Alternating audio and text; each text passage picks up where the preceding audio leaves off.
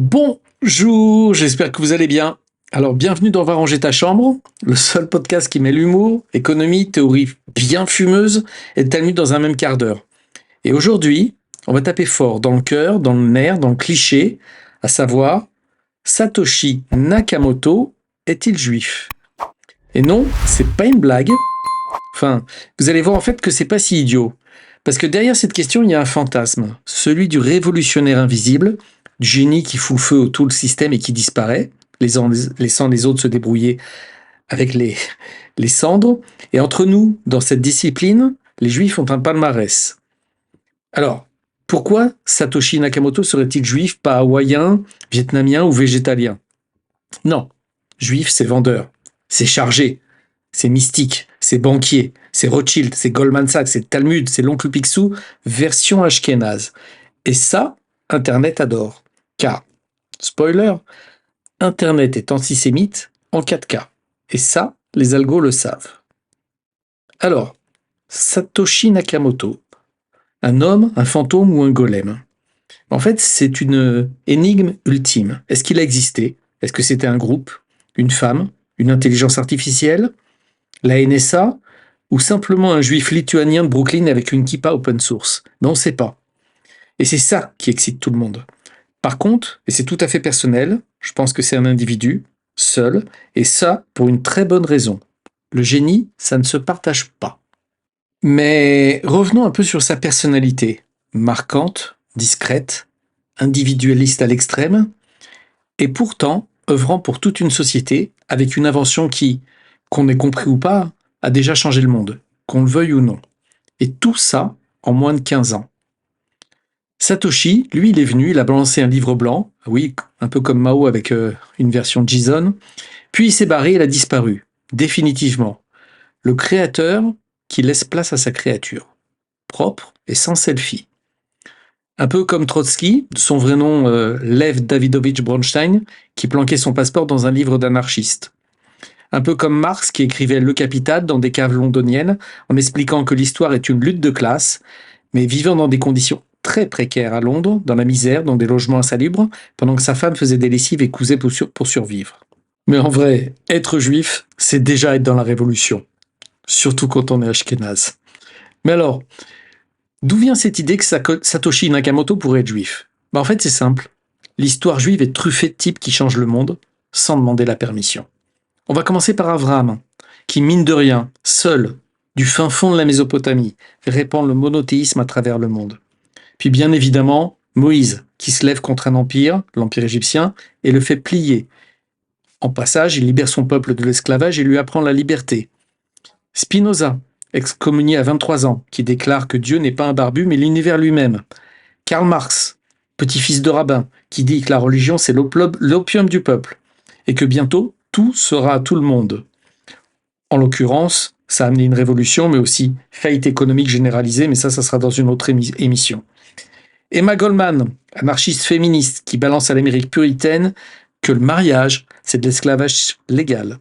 Le Che Guevara, qui consacre sa vie à exporter la révolution armée de Cuba à la Bolivie, en passant par le Congo, qui laisse derrière lui une légende romantique et un lourd passif de violence d'exécution politique. L'idole des jeunes. Rosa Luxembourg, qui voulait la révolution, mais en mieux coiffée que Léline. Les féministes, elles devraient en prendre de la graine. Ayn Rand, dont on parle beaucoup en ce moment parce qu'elle a profondément marqué la pensée politique moderne avec ses œuvres majeures. Et oui, si elle était de ce monde aujourd'hui, je vous assure qu'elle serait pro-Bitcoin. Et je vous le dis, spoiler, je le dis tout de suite, j'ai décidé de lui consacrer un podcast tellement son œuvre est gigantesque. On continue. Einstein, qui casse la notion absolue du temps. Oppenheimer, encore un juif qui invente la bombe et regrette. Chaim Weizmann, qui transforme un peuple sans État en État sans pétrole. Yitzhak Asimov, juif lui aussi, qui imagine un futur où les robots auront une éthique. Et ça, c'est sans parler de tous ceux qui ont révolutionné Hollywood, le jazz, le capitalisme, le communisme, l'URSS, la comédie française, les GAFAM, Google, Meta, Facebook, ChatGPT, Palantir, WhatsApp, Tesla, Oracle, Salesforce. Puis à ça, tu ajoutes toutes les startups de Tel Aviv qui sont cotées au Nasdaq, Checkpoint, Wix, Wiz, eToro, SolarEdge, Mobilize. et même les listes de diffusion sur Substack. Purée. Alors quand tu vois Bitcoin, une idée qui met à genoux la banque centrale et la planche à billets, tu peux pas t'empêcher de te dire « Attends, ce serait pas un coup de la synagogue ?» 15 secondes de promo. Allez, vous êtes 80% à regarder cette chaîne sans vous abonner. Donc un petit like, ça serait sympa, c'est le cas de le dire. Deuxième chose, j'ai participé à un live dernièrement. Le lien est en description, c'est assez sympa. Troisième chose, mes liens référents sont en description aussi. Si vous voulez commencer à investir sur le Bitcoin ou si vous voulez acheter une clé Ledger, n'hésitez pas. À très bientôt. Merci.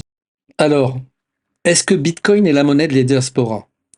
Parce que Bitcoin, c'est la monnaie du peuple, sans frontières, sans territoire. Elle voyage, elle résiste, elle se dissimule et se cache dans des clés privées, comme les Juifs pendant l'Inquisition. Bitcoin, c'est la réponse à 3000 ans de galère. Parce que les pogroms, tu pouvais fuir, hein, mais tu perdais ton or. Et si t'avais un piano, tu pouvais pas l'emporter.